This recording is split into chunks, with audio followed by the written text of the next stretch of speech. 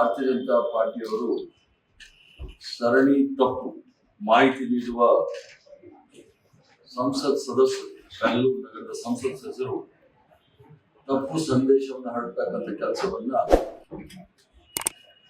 ಬಹಳ ಉತ್ತಮವಾಗಿ ಮಾಡ್ತಾ ಇದ್ದಾರೆ ಅಂತ ಹೇಳಿದ್ರೆ ತಪ್ಪಾಗಲಾರದು. ವಾಸ್ತವಾಂಶ ನಿನ್ನೆ ನಡೆದಂತ ಕಾರ್ಯಕ್ರಮದಲ್ಲಿ ಕಾಂಗ್ರೆಸ್ ಪಕ್ಷದ ಸಂಕಲ್ಪ ಸಮಾವೇಶದಲ್ಲಿ ಟ್ರಾಫಿಕ್ ಜಾಮ್ ಆಗಿದ್ದಂತೂ ನಿಜ, ಅದನ್ನ ನಾನು ಒಪ್ಕೊಳ್ತೀನಿ, ಅದ್ರಲ್ಲಿ ತಪ್ಪಿಲ್ಲ. ನಾವು ಅದಕ್ಕೋಸ್ಕರ ಭಾನುವಾರ ದಿವಸ ಇಟ್ಕೊಂಡ್ರೆ ಸಾರ್ವಜನಿಕರಿಗೆ ತೊಂದರೆ ಆಗೋದಿಲ್ಲ ಅನ್ನೋ ಉದ್ದೇಶದಿಂದನೇ ನಾವು ಭಾನುವಾರ ಇಟ್ಕೊಂಡಿರ್ತಕ್ಕಂಥದ್ದು. ಸಣ್ಣ ಪುಟ್ಟ ತೊಂದರೆಗಳಾಗಿದೆ, ಅದು ಮಾಧ್ಯಮದಲ್ಲಿ ಸಹ ತಾವು ಹೇಳಿದ್ದೀವಿ, ನಾನು ಇಲ್ಲ ಅಂತ ಹೇಳೋದಿಲ್ಲ, ಅಳಗೆಯೋದಿಲ್ಲ. ಇನ್ನೂ ಕೆಲವು ಗಂಭೀರವಾಗಿ ಕೆಲವು ಆರೋಪಗಳು ಬಂದಿದೆ. ಆ ನೀಟ್ ಪರೀಕ್ಷೆಯಲ್ಲಿ ಕೆಲವು ವಿದ್ಯಾರ್ಥಿಗಳು ಟ್ರಾಫಿಕ್ ಸಮಸ್ಯೆಯಿಂದ 2-3 ವಿದ್ಯಾರ್ಥಿಗಳು ಪರೀಕ್ಷೆಗೆ ಹಾಜರಾಗದೆ ಉಳಿದಿದ್ದಾರೆ ಎಂದು ನಾನು ನೋಡಿದೆ. ಈ ಕಾರ್ಯಕ್ರಮದ ಎಂತ ಪ್ರಮಾದ ನಡೆದಿದೆ ಅಂತ ಯಾವುದಾದ್ರೂ ವಿದ್ಯಾರ್ಥಿನಿಗಳು ಈ ಕಾರ್ಯಕ್ರಮದಿಂದ ಅವ್ರಿಗೇನಾದ್ರೂ ತೊಂದರೆ ಆಗಿ ಪರೀಕ್ಷೆಯಲ್ಲಿ ಅವ್ರು ಹಾಜರಾಗಲಿಲ್ಲ ಅನ್ನೋದಿದ್ರೆ ನಾನು ಬಹಳ ಆಳವಾಗಿ ಅದನ್ನ ವಿಷಾದ ವ್ಯಕ್ತಪಡಿಸ್ತೇನೆ. ಆ ವಿಷಾದ ವ್ಯಕ್ತಪಡಿಸೋದ್ರಲ್ಲಿ ನಮ್ಗೇನು ಇದಿಲ್ಲ. ಇದಕ್ಕೆ ನಾವು ಮುಂಜಾಗ್ರತೆ ಕ್ರಮ ತೆಗೆದುಕೊಳ್ಳುವುದರಲ್ಲಿ ನಾವೆಲ್ಲ ಪೊಲೀಸ್ ಅಧಿಕಾರಿಗಳಿಗೆ ಮತ್ತು ನಮ್ಮ ಕಾಂಗ್ರೆಸ್ ಸೇವಾದಳದ ಕಾರ್ಯಕರ್ತರಿಗೆ ಬಹಳ ಸ್ಪಷ್ಟವಾಗಿ ನಾವು ಕೆಲವು ನಿರ್ದೇಶನ ಕೊಟ್ಟಿದ್ವಿ. ಪೊಲೀಸ್ ಅಧಿಕಾರಿಗಳಲ್ಲಿ ನಾವು ಚರ್ಚೆ ಮಾಡಿ ಯಾವ ರೀತಿ ನಾವು ಈ ಕಾರ್ಯಕ್ರಮವನ್ನು ಮಾಡಬೇಕು ಅನ್ನೋದು ಸಹ ವಿವರವಾಗಿ ಹೇಳಿದ್ವಿ. ನೀಟ್ ಪರೀಕ್ಷೆ ಪ್ರಾರಂಭ ಆಗಿದ್ದು 1:30-2:30 ಸಮಯದಲ್ಲಿ ನಾವೆಲ್ಲ ಬಸ್ಗಳು ಸಹ 10:30 ಒಳಗಡೆ ಪ್ಯಾಲೇಸ್ ಮೈದಾನದಲ್ಲಿ ಬಂದು ಸೇರ್ಕೊಂಡಿತ್ತು. ಎಲ್ಲೂ ಸಹ ಸಮಸ್ಯೆ ಆಗಬಾರ್ದು ಅಂತೇಳಿ ನಾವು ಪ್ಯಾಲೇಸ್ ಅಲ್ಲಿ ಇರ್ತಕ್ಕಂಥ ಎಲ್ಲ ಮೈದಾನದ ಜಾಗವನ್ನು ತೆಗೆದುಕೊಂಡು ಅಲ್ಲಿ ಎಲ್ಲ ವಾಹನಗಳನ್ನ ಅಲ್ಲಿ ಪಾರ್ಕ್ ಮಾಡಲು ನಾವು ಆಸ್ಪದ ಮಾಡಿಕೊಟ್ಟಿದ್ವಿ. ಆದ್ರೂ ಸಹ ತಪ್ಪು ನಡೆದಿದೆ. ಕೆಲವು ಮಕ್ಕಳು, ಅದರಲ್ಲಿ 2-3 ಮಕ್ಕಳನ್ನ ಬಹಳ ನಿರಂತರವಾಗಿ ಮಾಧ್ಯಮದಲ್ಲಿ ತೋರಿಸ್ತಾ ಇದ್ರು ಮತ್ತು ಸೋಷಿಯಲ್ ಮೀಡಿಯಾ, ಟ್ರೋಲ್ ಮೀಡಿಯಾದವರು ಆ ಮಕ್ಕಳನ್ನ ತೋರಿಸ್ತಾ ಇದ್ದಾರೆ. ಅವ್ರಿಗೇನಾದ್ರೂ ತೊಂದರೆ ಆಗಿದ್ರೆ, ಅವ್ರಿಗೇನಾದ್ರೂ 3 ಜನಕ್ಕೆ ತೊಂದರೆ ಆಗಿದ್ರೆ ಮುಂದಿನ ಅವ್ರಿಗೆ ಮುಂದಿನ ಎಕ್ಸಾಮ್ ತಗೊಳ್ಳಕ್ಕೆ ಎಲ್ಲ ರೀತಿಯ ಸಹಾಯವನ್ನು ಸಹ ನಾವು ಮಾಡ್ಲಿಕ್ಕೆ ನಾವು ಸಿದ್ಧರಿದ್ದೇವೆ. ಅದರ ಜೊತೆಗೆ ಪದೇ ಇವ್ರಿಗೆ ಭಾರತೀಯ ಜನತಾ ಪಾರ್ಟಿ ಅವರಿಗೆ ಕಾಂಗ್ರೆಸ್ ಪಕ್ಷದವರು ಏನೋ ಮಾಡಿದ್ದಾರೆ ಅಂತ ಹೇಳಿ ಹೇಳ್ತಕ್ಕಂಥ ಭಾರತೀಯ ಜನತಾ ಪಾರ್ಟಿಯವರು ಕೆಲವಕ್ಕೆ ಇನ್ನೂ ಸಹ ಉತ್ತರ ಕೊಟ್ಟಿಲ್ಲ. ಇದೇ ನೀಟ್ ಎಕ್ಸಾಮ್ನ ಇಲ್ಲಿಯವರೆಗೆ 3 ಬಾರಿ ಪೋಸ್ಟ್ಪೋನ್ ಮಾಡಿರ್ತಕ್ಕಂಥದ್ದು, ಮುಂದಾಕಿರ್ತಕ್ಕಂಥದ್ದು ನಾವು ನೋಡಿದ್ದೀವಿ. ನೀಟ್ ಪರೀಕ್ಷೆಯಲ್ಲಿ ಪ್ರಶ್ನೆ ಪತ್ರಿಕೆಗಳು ಸೋರಿಕೆ ಆಗಿರ್ತಕ್ಕಂಥದ್ದು ನಾವು ನೋಡಿದ್ದೀವಿ. CBSE ಪರೀಕ್ಷೆಗಳಲ್ಲಿ ಪ್ರಶ್ನೆ ಪತ್ರಿಕೆಗಳು ಸೋರಿಕೆ ಆಗಿರೋದು ನಾವು ನೋಡಿದ್ದೀವಿ.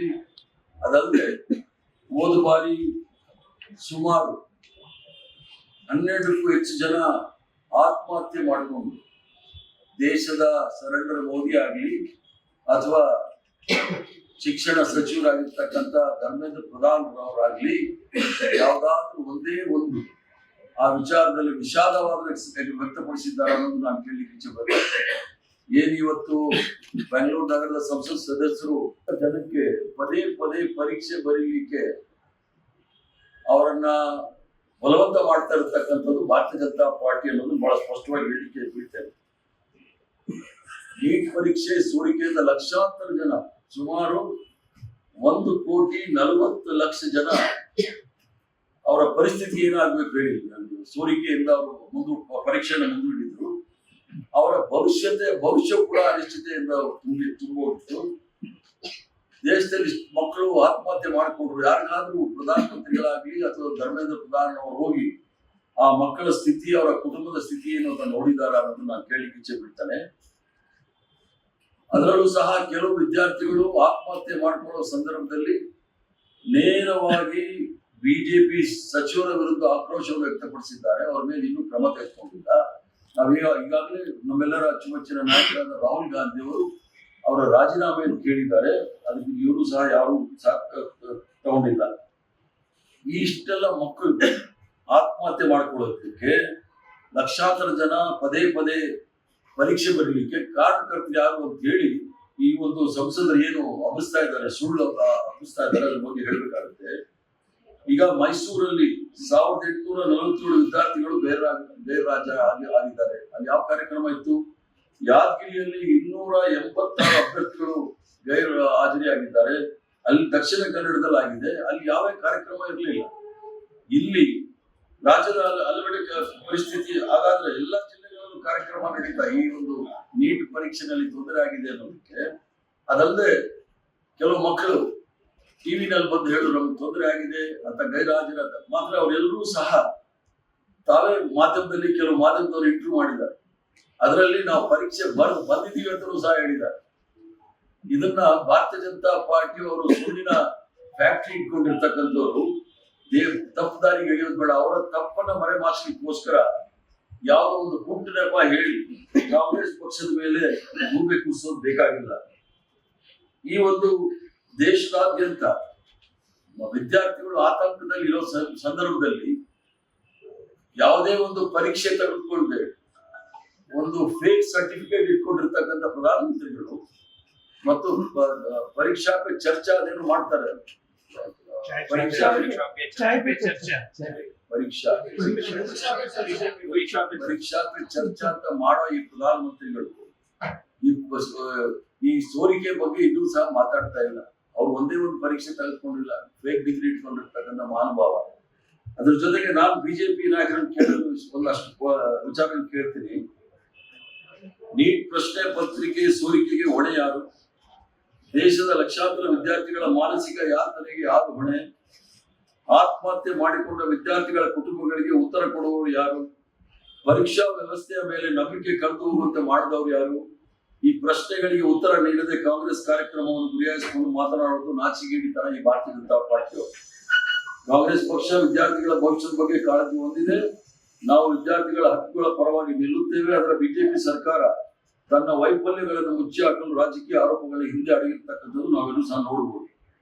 ವಿದ್ಯಾರ್ಥಿಗಳ ಬದುಕಿನೊಂದಿಗೆ ಆಟವಾಡಿದವರು ಇಂದು ನೀತಿ ಪಾಠ ಹೇಳಲು ಹೊರಟಿರುವುದು ಈ ದೇಶದ ದುರಂತ. ಮೊದಲು ನೀಟ್ ಹಗರಣದ ಬಗ್ಗೆ ದೇಶಕ್ಕೆ ಕ್ಷಮೆ ಕೇಳಿ, ನಂತರ ಕಾಂಗ್ರೆಸ್ ಪಕ್ಷ ಬಗ್ಗೆ ಮಾತನಾಡಿ ವಿದ್ಯಾರ್ಥಿಗಳ ಭವಿಷ್ಯ ಹಾಳು ಮಾಡಿದವರ ಬಾಯಲ್ಲಿ ನೈತಿಕತೆ ಮಾತುಗಳು ಶೋಭಿಸುವುದಿಲ್ಲ. ಮೊದಲು ಈ ದೇಶದ ಶಿಕ್ಷಣ ಸಚಿವ ರಾಜೀನಾಮೆ ಕೊಡಬೇಕು. ಇದರ ಮೊದಲು ಶಿವರಾಜ್ ಸಿಂಗ್ ಚೌಹಾಣ್ ಮಧ್ಯಪ್ರದೇಶದ ಮುಖ್ಯಮಂತ್ರಿಗಳಾಗಿದ್ದಾಗ ವ್ಯಾಪಕ ಘೋಟಾಲ ಅಂತ ಆಗಿತ್ತು. ಅದರಲ್ಲಿ ಸುಮಾರು 45 ಜನ ಕೊಲೆ ಆಗಿದ್ದಾರೆ. 45 ಜನ ಕೊಲೆ ಆಗಿದೆ. ಆ ಒಂದು ಪ್ರಕರಣ ಇವತ್ತಿಗೂ ಸಹ ಈಚೆ ಬರ್ತಾ ಇಲ್ಲ. ತಮ್ಮ ಸಂಪೂರ್ಣ ವೈಫಲ್ಯಗಳನ್ನ ಮುಚ್ಚಲಿಕ್ಕೆ ಕಾಂಗ್ರೆಸ್ ಮೇಲೆ ಗೂಬೆ ಕೂಡಿಸ್ತಕ್ಕಂತ ಭಾರತೀಯ ಜನತಾ ಪಾರ್ಟಿಯ ಗೂಬೆಗಳಿಗೆ ಉತ್ತರ ಜನ ಕೊಡ್ತಾರೆ ಅಂತ ಹೇಳಿ ನನ್ನ ಭಾವನೆ. ಲೇಟೆಸ್ಟ್ ಹಾಗೂ ಇಂಟ್ರೆಸ್ಟಿಂಗ್ ಸುದ್ದಿಗಳಿಗಾಗಿ ಬಾಸ್ ಟಿವಿ ಕನ್ನಡ ಚಾನೆಲ್ನ ಸಬ್ಸ್ಕ್ರೈಬ್ ಮಾಡಿ. ಹಾಗೆಯೇ ಬೆಲ್ ಐಕಾನ್ ಪ್ರೆಸ್ ಮಾಡಿ. ಇದರ ಜೊತೆಗೆ ಫೇಸ್ಬುಕ್, ಇನ್ಸ್ಟಾಗ್ರಾಮ್, ಎಕ್ಸ್ ನಲ್ಲೂ ಮಿಸ್ ಮಾಡದೆ ಫಾಲೋ ಮಾಡಿ.